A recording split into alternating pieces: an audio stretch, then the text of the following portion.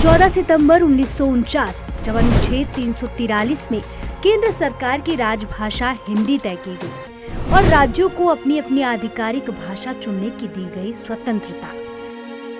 1881 ईस्वी जब बिहार ने हिंदी को बनाया अपनी राजभाषा। बिहार के बाद 1900 में उत्तर प्रदेश में हिंदी को मान्यता मिली। उसके बाद मध्य प्रदेश, राजस्थान, हिमाचल में हिंदी को मिली मान्यता। 4 अक्टूबर 1977 जब वाजपेयी की आवाज में यूएन में पहली बार गूंजी हिंदी और 30 मई 1826 जब छपा था पहला हिंदी अखबार उदंत मार्तंड। 2017, 2018, 2019 जब ऑक्सफोर्ड डिक्शनरी में शामिल किए गए हिंदी के शब्द।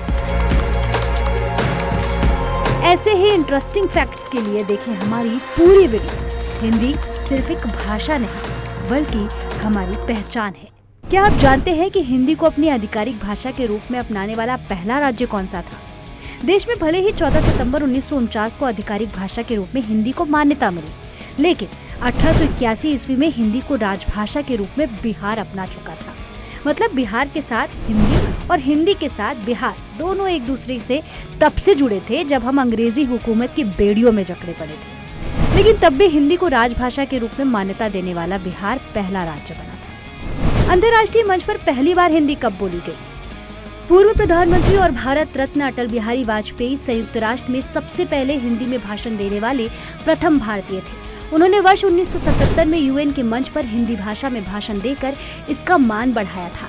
4 अक्टूबर 1977 को संयुक्त राष्ट्र के 32वें सत्र के मौके पर पूर्व पीएम अटल बिहारी वाजपेयी ने हिंदी में भाषण देकर करोड़ों भारतीयों का दिल जीत लिया था। उस वक्त देश में तीसरे मोर्चे की सरकार थी और वह भारत के विदेश मंत्री थे। ऑक्सफोर्ड डिक्शनरी में हिंदी के कौन कौन से शब्द शामिल किए गए हैं?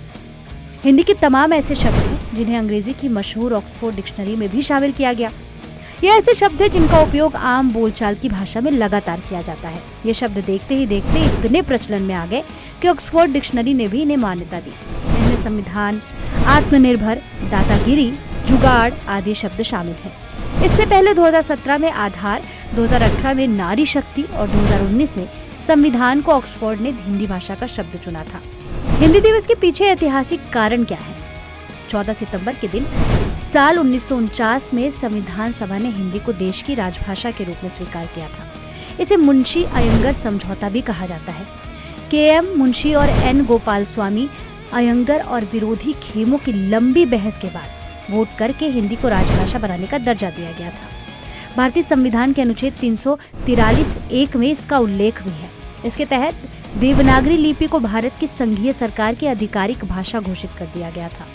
सबसे पहले हिंदी दिवस 1953 में मनाया गया। तभी से इसे हर साल यूं ही उत्साह के साथ मनाया जाता है। क्या विदेशों में कोई हिंदी समाचार पत्र प्रकाशित होता है? तो इसका जवाब यह है कि विदेशों में कई हिंदी समाचार पत्र प्रकाशित होते हैं। उदाहरण के लिए अमेरिका में यादे नाम का एक हिंदी समाचार पत्र प्रकाशित होता है।